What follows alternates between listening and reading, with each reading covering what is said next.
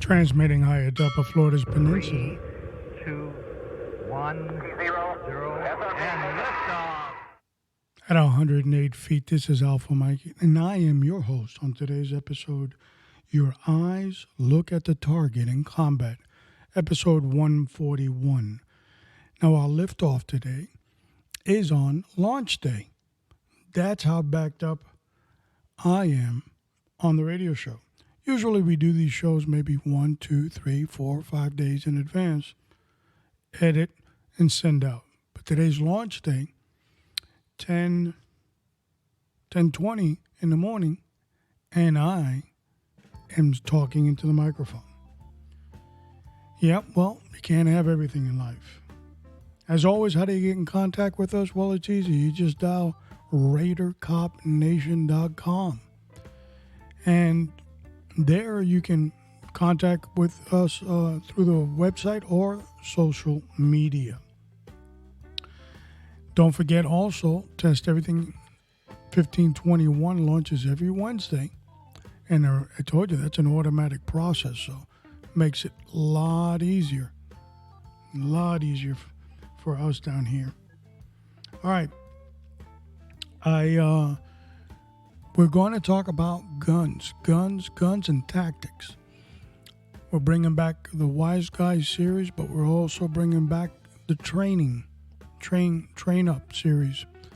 And today we want to talk about something that you may train in, but most likely is not what you're going to be doing in a real combat situation. The distinction between both, huge. Should you practice as much as possible on a combat situation? Of course. Problem is, your friendly neighborhood range doesn't allow you to do all that. So, you've got to improvise. Because if not, you're going to get stuck. And that's what we want to avoid. I also want to take advantage of talking about a new link that we have on the bottom of our show notes, and that's Moxie Matron. And it's an uplifting series. It's a blog, and my friend is the editor or writer to that blog. Very entertaining as far as spiritual uplifting. And I think you're going to get a big reward out of it.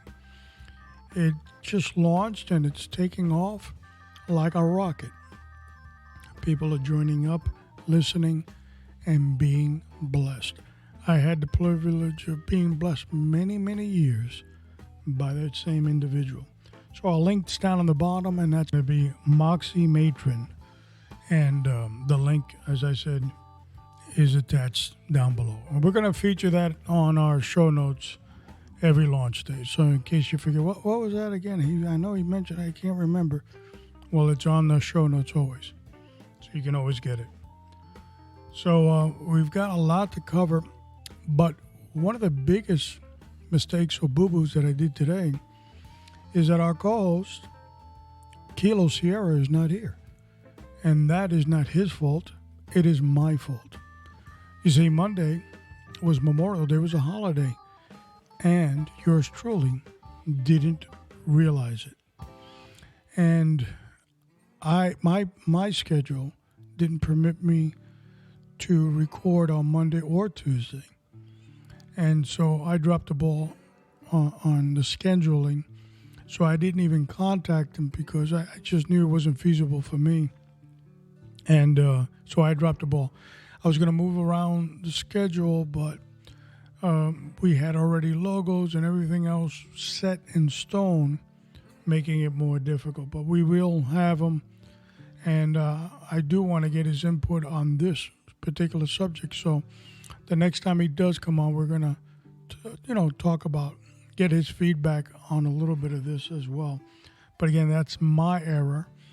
Kilo Sierra, the man, the myth, the legend, he is not here because of my blunder. I had a crazy uncle moment. Tasha called disturbance of the mental with her bipolar uncle, bipolar. So it happens, and it happened to me. So we're going to have, for the remainder of the year, shows on guns and shows on tactics. Now, there's a lot of gun shows out there, and of course, this is a podcast, so the visual aspect of what we would be talking about is a little confusing. So I've decided, and I haven't even run it through my co-host, is we're going to be reviewing some of the top YouTube gun reviewers. And based on their experiences and ours and what we're seeing, we're going to kind of critique certain weaponry. And we might have experience with that specific weapon that they're talking about. And we'll do a couple of episodes on that and see how that rotates. And it should be informative to our listeners in the gun world. And, of course, tactics. Tactics are very important, and that's what we're talking about today. The difference of training and hitting a target and the difference of a real combat situation.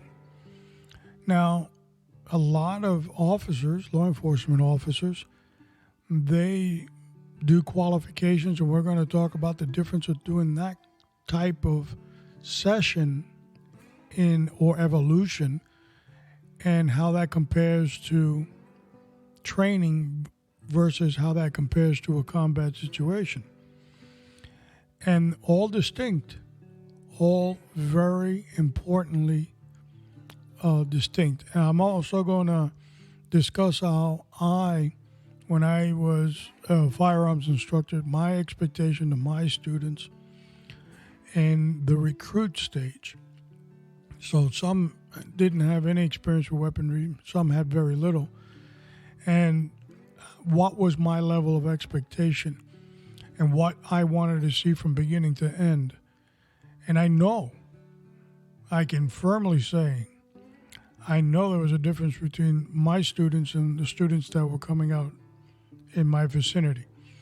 Not that mine were a lot better, but I was training them much more aggressively on purpose.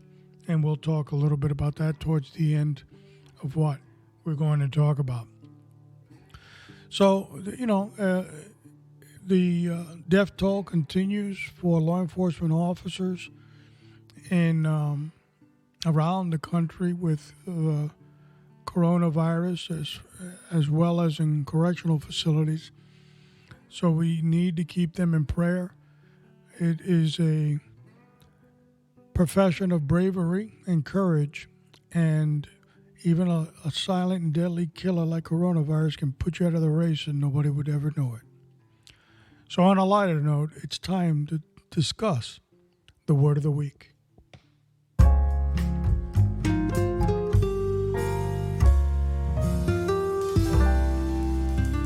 Psalms 130, verse 5. I wait for the Lord, my soul waits, and in his word I do hope. And we hope that you would be encouraged enough to continue listening to Test Everything 1521 every Wednesday for you. It's 15 minutes or less of God's word to uplift your life, your spiritual training. As I always say, we practice a lot on tactical aspects in law enforcement, but spiritual ones we kind of put to the side, to the shelf, or some of us have boxed it completely and it's up in the attic.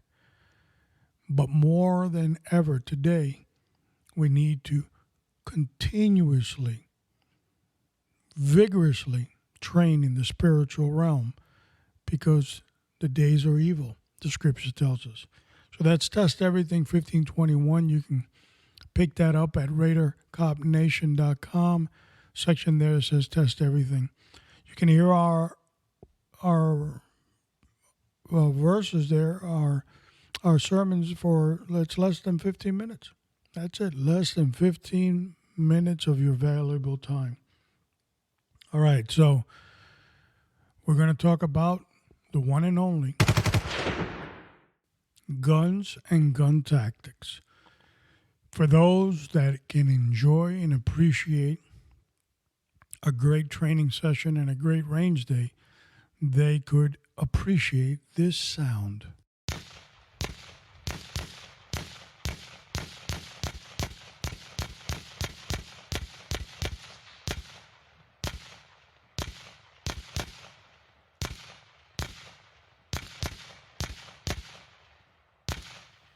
What sweet sounds.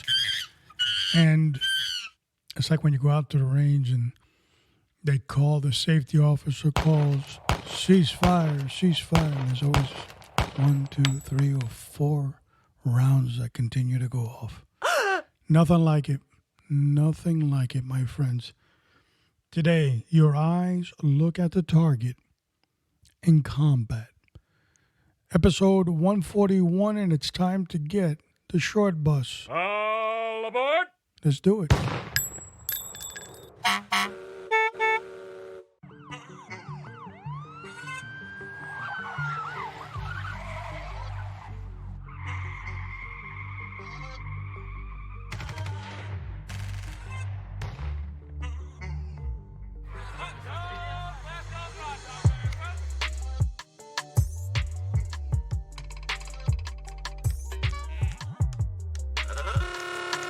Ladies and gentlemen, boys and girls, children of all ages, welcome to the main event.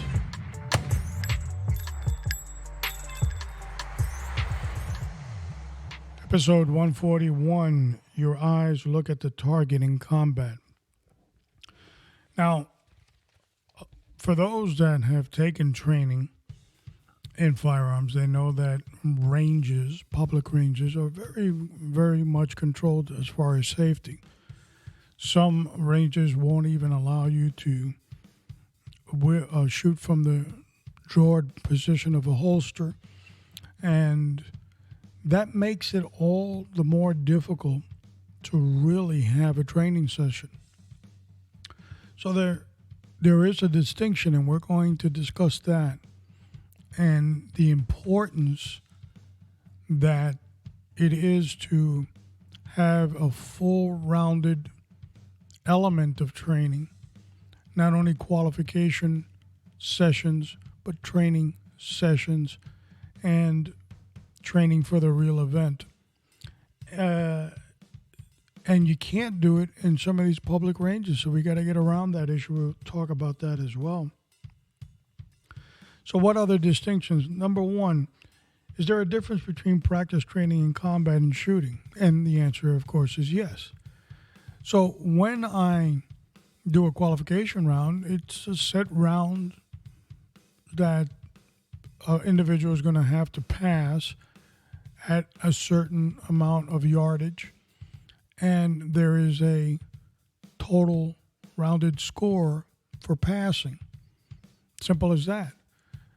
The rounds hit the target. There are specific areas of that target that count and those that don't count. But there's no moving targets, and there's not much stress in that event. It's simply a qualification round. telling and informing the agency, the public, the courts of law in the future possibly, that you have met the standard of maybe your agency, your organization, your club, whatever you belong to. You've met that standard to say you're proficient in the weapon. But it doesn't do much more for you. And sometimes people are under the impression that as a result of that, they are prepared and ready for a combat session. In law enforcement, probably anywhere in the area of 2 weeks or less are dedicated to the firearms evolution. And of those possibly 10 days, there are going to be at least 2 or 3 that might be academical inside a classroom. And some of those other days might also share other platforms in firearms, not necessarily semi-automatic, could be shotgun, it could be AR. So if you don't have any experience with weapons, you're going to have 3 weapons, possibly 2 or 3 weapons thrown at you in a given set time period that you have to pass. So that could be quite stressful, especially for a young recruit that might be 19, 20, 21, 22, 23 years old with no experience. I have seen people that were even with military background and they were not proficient in semi-auto because they were more proficient with the rifle, or the semi-auto that they used in the military wasn't the one that the department was using. And there was a mental block there. They would pass, they get through the qualification, but you could see the stumbling because they just were not into guns. It was something that they had to do. Does your law enforcement training prepare you for what is to come? So that's the $64,000 question. Now, if we look at your basic training, the answer is no. It has taught you the basics of shooting: stance, proper grip, sight picture, sight alignment, trigger control, blah, blah, blah. But it hasn't prepared you for an all-out shootout at the OK Corral. So when we look at that basic element, it is exactly what it is: basic entry. Got you over the hump. You went over the speed bump. Now, the other question is the agency that serve your community, do they prepare their officers for that combat situation that might come? Now, I know that there's a lot of agencies that practice weapon retention, and I think that is one of the most important elements of shooting. Because if you can't keep your gun in your holster, then we got a problem. And weapon retention, it's something that can't be done enough. I mean, you need to practice that continuously. And holding on to your weapon, dropping your body weight down, and pushing away from the individual that's trying to grab at your weapon. You can't just depend on the mechanism or the mechanical aspects of your holster to keep that weapon in the holster. And that is a very important element. And it all starts from the holster. So making sure that the weapon stays in the holster is just as important. So besides that, besides small little tactical classes that your agency gives you, the question is, are you prepared for it? And is that stress level built up? Do you feel confident in those tactics? If the agency doesn't do that, then don't cry about it. Don't be a dependent on the government. you got to do something about it. Number 3, what are the statistics, and should I train on statistics? Well, we know that the statistics, which were very important in 1970, the New York City Police Department under SOP 9, they started to analyze the shootings that their officers were having, how many rounds were shot during the exchange, and at what distances. And the other elements of that combat situation. Thank God that the NYPD, number 1, produced a report. Thank God that they had the intelligence to measure the scope of threat. Now, it's unfortunate that they had to go through what officers had to be a lived experience in order to put this on paper. And they had, from 1970 to roughly 1980, 10 years of documentation, 3,000 incidents, 6,000 incidents that occurred during that time frame. What they discovered, that 34% of those 6,000 cases were at 3 feet or less. 47% were at 3 to 6 feet, and 9% were at 6 to 15 feet. So what we can look at this is from 0 to 15 feet is our scope of training. But we can also look at 3 to 6 feet probably would be the greater threat. And there's where I have to concentrate the most. So the NYPD, one of the things that they started to do out of the statistics that were being gathered because of the close proximity, they also averaged that there was 3 to 5 rounds in 3 to 5 seconds was another ratio. If we look at SOP 9 today, there's one important element that is different from what they studied in 1970 to 1980. And that is that their very good report dealt with a revolver with 6 shots in it. Semi-auto has not been done. And semi-auto has higher capacity. And probably the trigger is a lot smoother than it would be on a revolver. But with that being said, those are the statistics that a lot of agencies go with, and thank God that we do have it. Number 4, the elements of shooting and why are they important? So we practice certain elements of shooting. Our stance, our breathing, our trigger control, sight picture, sight alignment.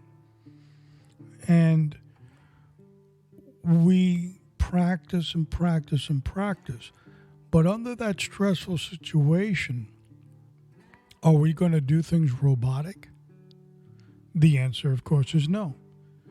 I remember when I studied karate at JKA Karate, Japan Karate Association, Shotokan, and we weren't black belts then. We were, I guess, I don't know what color it was, orange or something like that. And one of the students said,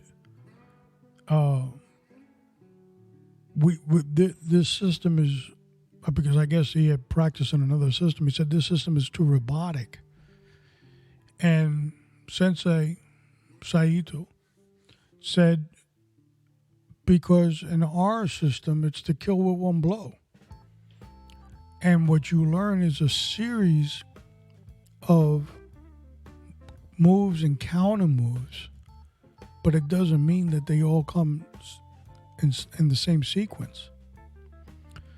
So to kill with one blow, that's why a karateka would practice makiwara, which is hitting with your fist the two knuckles a piece of wood and hitting it harder and harder and harder and getting that strength. It's to kill with one blow. But he also knows, or he also learns counter moves and other moves. So this specific student was thinking everything was supposed to be robotic in a real fight. It's not the purpose of it. Okay.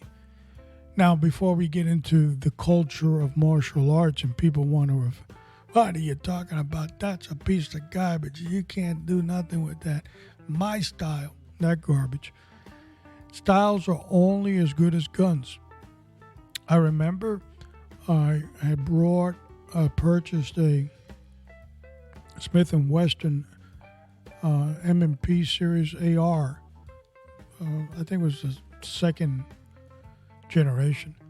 It wasn't the first. And they were okay. They were a good starter rifle. And this individual had, the all decked out AR and had more weight on it than a Sherman tank. And they were bragging about, oh, look at that little pea shooter and this and that. And my response was, does your AR, do the bullets go down faster than mine? Number 5, during a combat event, will I grip the weapon harder? Number 6, will I slap the trigger during the shit show? That's right, because a combat situation is going to be a shit show. Number 7, will I be breathing heavier? And if so, what does that mean in this event? Will I have the correct stance in the middle of this combat situation?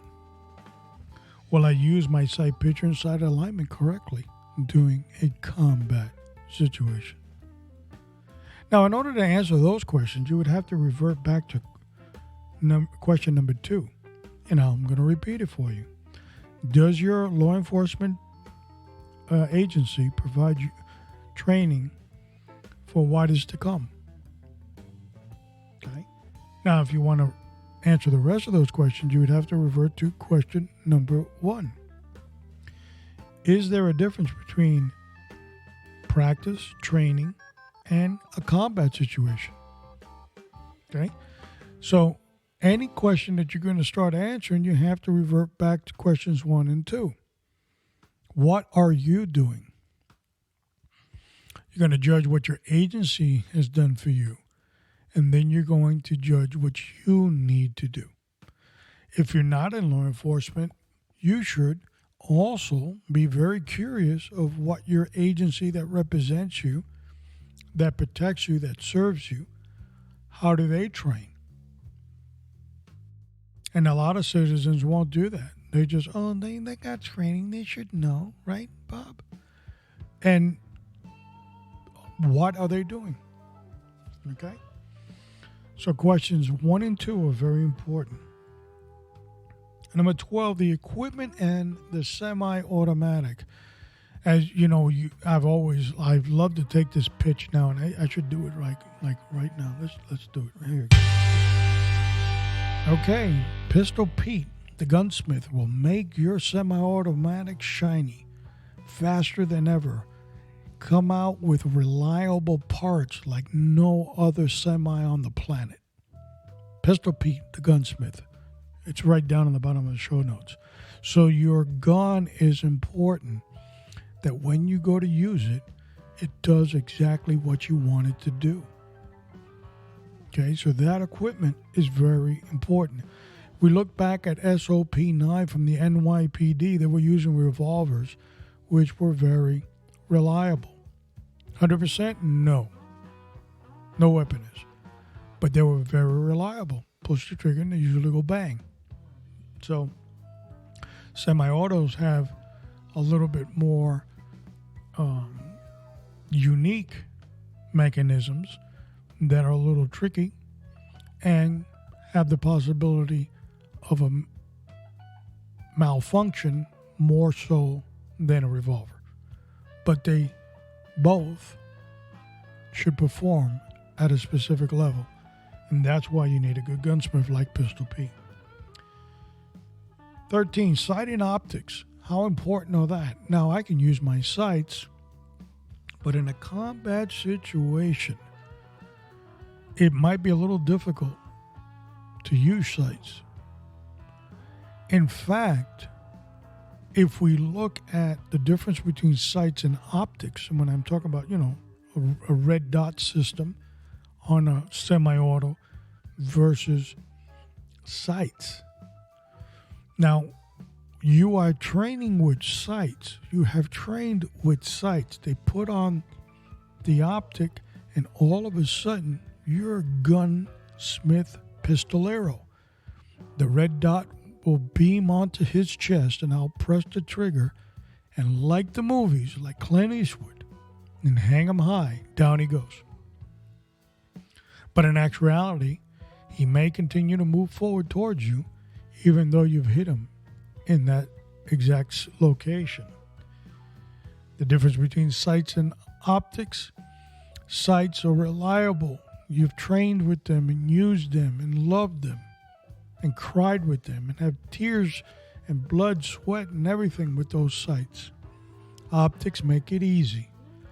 It's like going down the expressway on a reclining leather sofa. It makes life easy, but your eye has to look for the dot. And it might take a couple of seconds. So there's a hump, there's a speed bump that you're going to have to take if you're going to use optics.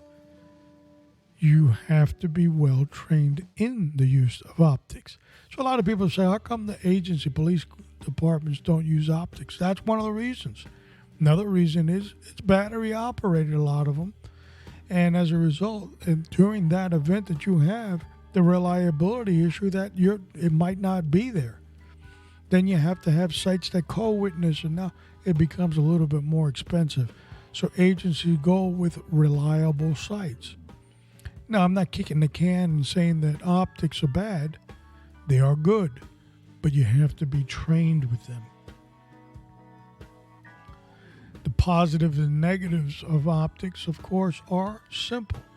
The positive is if it beams on the target, it will, of course, hit that target in that specific area. The negative is it has issues with your holster, more weight. There's going to be a slower time frame in withdrawing the weapon from your holster and onto the target, and acquiring the sight with your eye, a sight picture sight alignment with that optic.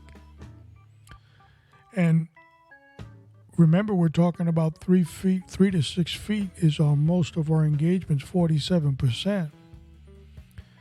In combat, and I might not have time to do all that. And there's where the NYPD started to teach during those eras of the 1970s point shooting. And that's what they taught a lot of their officers. Just get the freaking thing out of the holster and shoot. And there's other reasons why officers, not that they're not, recently there was an incident in Miami where they were chasing suspects and it went into another county. So they're in Miami-Dade County, they're headed northbound. It's a multi-agency chase. They end up in the city of Miramar, which is Broward County. The subject is kind of boxed into traffic and there's nowhere to go. The officers that are given chase take a tactical position. They start exiting their vehicles, and as this person called it, the shit show started. But what a lot of people don't understand in officers shooting situations, they have been trained to look at their sights, but in this combat situation, because the bad guy is shooting at me, I'm now telling my eye, don't look at the sight, look at the target, because I have to be looking at what's coming at me. Get it? So the discipline, there's a discipline. A lot of military people will tell you that, they have the discipline in combat, which is true. But sometimes they're looking through sights with a rifle at a farther distance. But close quarter, 3 to 6 feet. This is the old corral. Clint Eastwood, hang 'em high. First one to come out of the holster and blast wins. That kind of thing. You don't have time. Your brain tells you, forget all that nonsense. Point and shoot. Now, one of the things I would do with my students is I demanded of them a good grip, okay, on their weapon.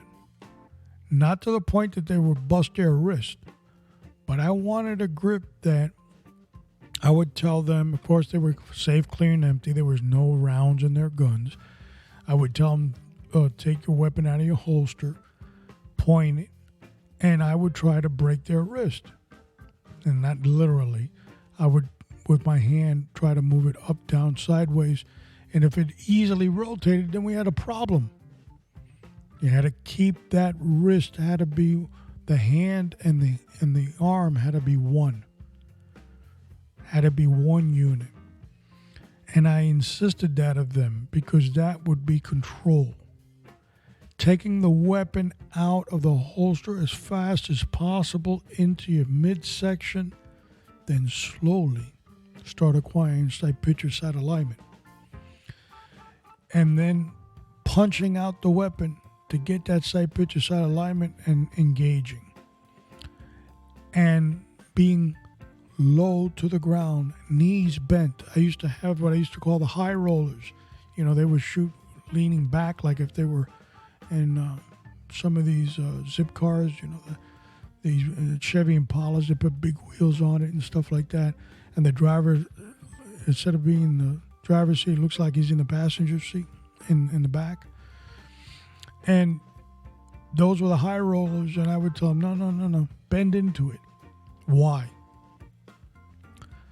Have you ever had something explode or loud bang that you did not expect close or nearby you? Did you just casually turn around to see what it was? Or did your body flicker and your head started bending downwards as to duck? You know why? The brain does that automatically. The brain says, danger, duck.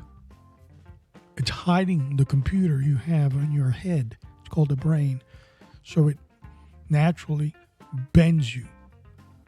And you need to be in that combat situation in that similar position.